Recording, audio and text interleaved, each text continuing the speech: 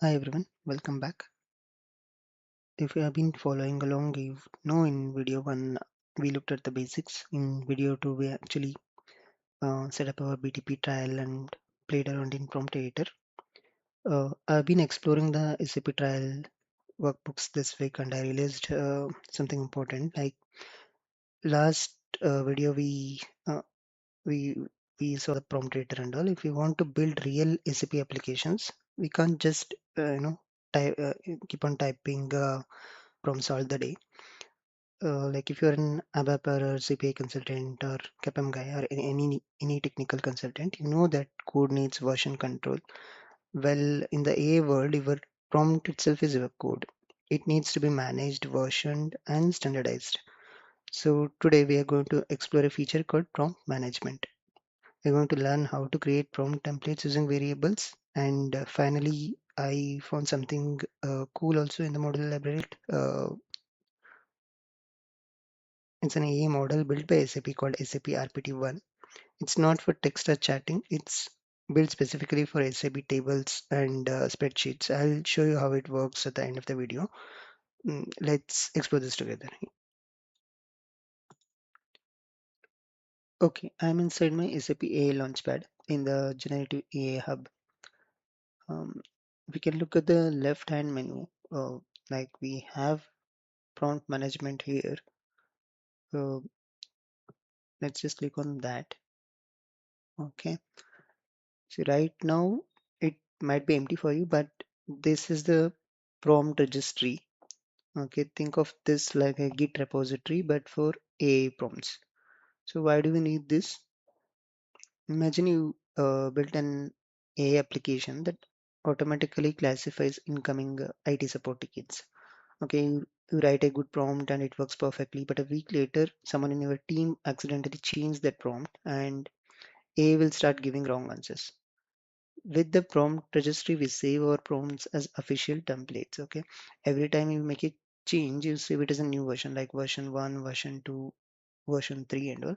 We, if you remember, we created one prompt and saved last week, and right now it is in version 1. If I just click on that, you can see that we use this Anthropic cloud model and max token as 64,000, temperature as 0. That's why it gave the factual answers and all. So, uh, so it has this versioning control and all. So I'm gonna get back to the screen. So with this prompt registry, we save our prompts as official templates. Like every time you make a change, you save it as a new version, like version 1, version 2, 1, version 3, and all. Like if specific version breaks your application, you can instantly roll back to its previous version, and it ensures that everyone in your company is using the exact same and right version, and it's kind of approved instructions for the AI, right? Like so, let's actually create one reusable template. I'm gonna jump to prompt editor. Okay. So in the last video, we just typed a question. Today, we're going to use variables. You can see there's a field called variable definition and what is the template to define variable. We are going to see that, and you can see the model is by default selected, like it's the cloud one. So on the left side, like in the system message, I'm going to type the rules. So as we did last time, similarly, I will say like I'm gonna give its role like you are an intelligent SAP assistant, stack, and your task is to extract and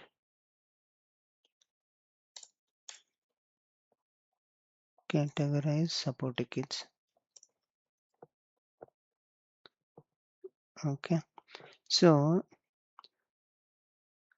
but now uh, I want the response in the JSON because SAP doesn't understand paragraphs and all, right? Like so, let's see the magic. Like, see, I want to force the AI to give me clean data that in SAP system can understand, like SAP can actually read, right?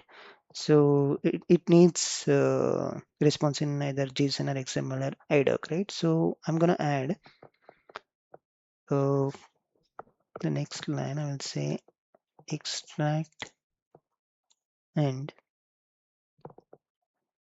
return a JSON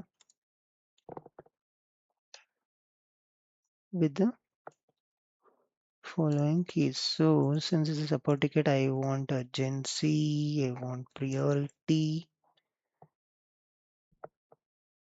priority, and then the category, and I'm gonna add emotion. Let's see what it will come up with. So now I'm forcing AI to respond back with JSON, but it needs data, right? So it wants some ticket details. So I don't want to hard code the actual support ticket into this system message, okay? Because the ticket changes every time, right? So instead, what I will do, I'll go to the user message. I'll click on user, and here I will define a variable. Okay, so this how to define a variable.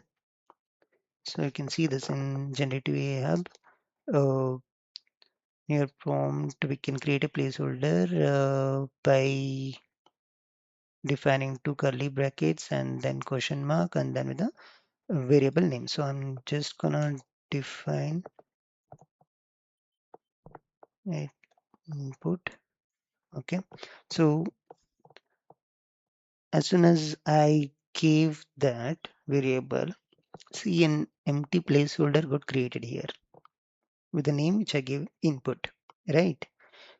This means like whenever a web or CAP application calls this prompt via an API, it just passes the live ticket text into this variable. The prompt stays completely static and secure. In the last video also, we discussed about this. Like once we save the prompt, we can reuse that, or we can uh, we can build some custom API and call that prompt also, right? So let's test it. So for that, we need to give some input here. So I'm gonna type a fake ticket here. So I'll just say like my SAP GUI. I'll say my SAP GUI keeps crashing when I try to run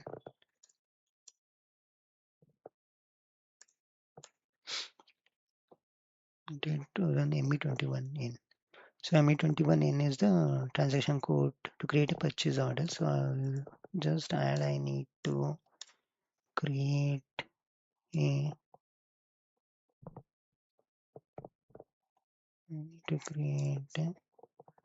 purchase order right now.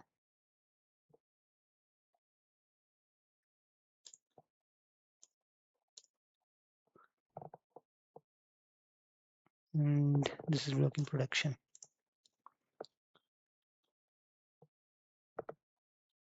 So what should be the priority? If it is blocking production, it should give me high priority, right? Let's see what response it gives. I'm just gonna click on run.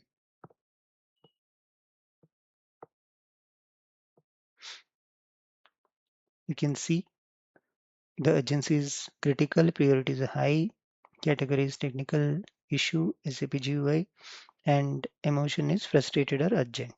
See, it is understanding the emotion of user also who created in this ticket, and it is coming in the perfect clean JSON format, right? So this is the magic moment. Like we just turned unstructured human text into structured data that we can map directly into an SAP table, right? So now what I will do, I will go to the top and I will just save this as a template. So I'm gonna rename it to ticket classifier And as soon as I click on save, the version will be updated to version 1. Okay, so this is how versioning happens, and we can reuse this forever. Okay, this will be saved to the registry and all. So if you go to prompt management, you can see the ticket classifier prompt is saved and with the version 1. Okay, so if we just click on that, you can see that model, max tokens, temperature, and all is there, and it used the creativity here, right? So the temperature was set to 1. It was not factual. Like we didn't say ki like will be critical or purity will be high for the production issue, right? So how did it get to know that? So before we move on, I want to share a note I took from the SAP learning materials. So there are two main ways to engineer these prompts. Okay, zero shot and few shot. So what we did just was zero shot prompting. We gave the AI instructions. Okay, and we expected it to figure out the answer with zero examples. Like it came up with urgency, priority, and all. We didn't give any examples, right? But sometimes the enterprise logic is very specific and the AI gets confused. Like, for example, business data and all, it's not predictable, right? Like it needs some example and it keeps changing and all. So this is where we use few shot prompting. So few shot means we actually provide a few examples inside the system message so the AI learns a specific pattern. For example, I'm gonna click on prompt editor. So let's see, I mean, we can see like how versioning happens also here. So firstly, we will try with fusion prompting. So I'm just gonna, and you have to give examples in system message. Okay. So I'll give some two examples maybe. So example one,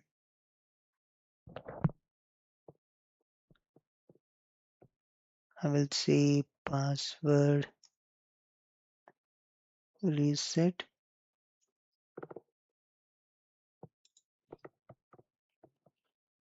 and category also I will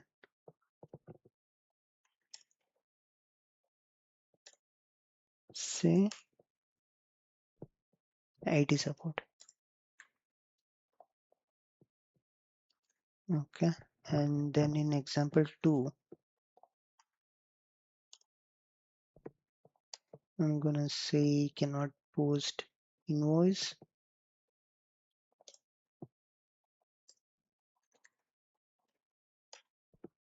category as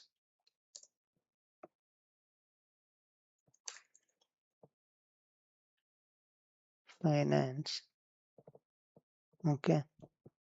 Now earlier the response was in JSON and analysis uh, also came, right? So now let's see like does that changes our response or how? Okay, I'm just gonna click on run.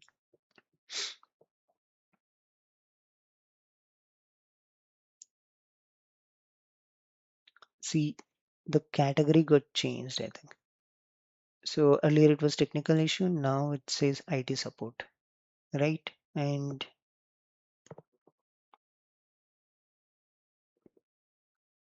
reasoning also it came up with. So it says categories IT support is a P, GUI crashing is a technical system issue requiring IT interventions and all. Okay, so this is the example of zero short and few short prompting. So now if I click on save, it should be updated to version 2. Okay, and if you go to prompt management back, there it should be updated to version 2, and you can switch it back to version 1 also. So this is how versioning and prompting happens in the prompt management.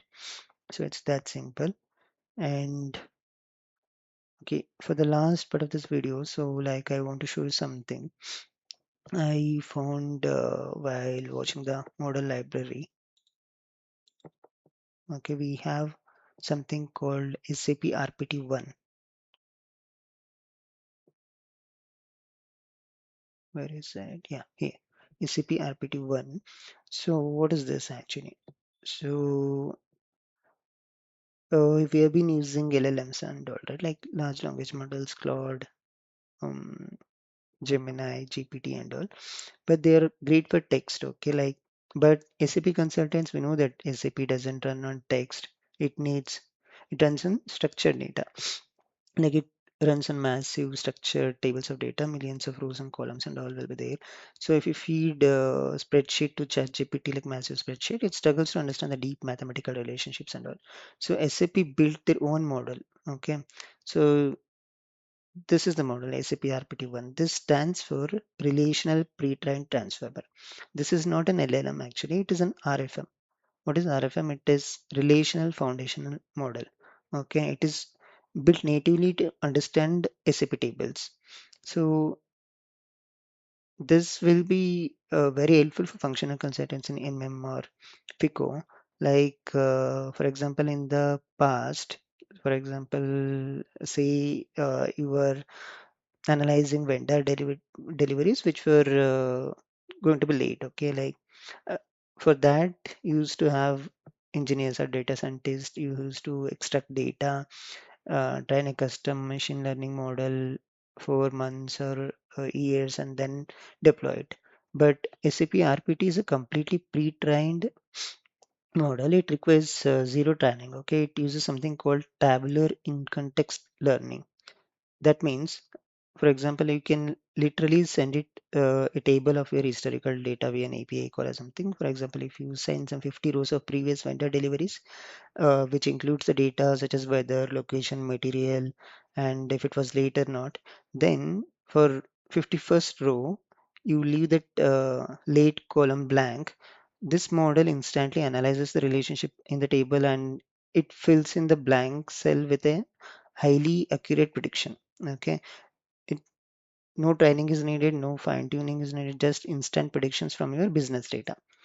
I'm still exploring on how to fully execute this in my trial account, but I wanted to show you guys that this exists. Okay, it's going to change how we do predictive analysis in SAP. Okay, so we really covered some good stuff today. So we moved away from just texting and giving normal prompts to how to build reusable version controlled prompt templates using variables.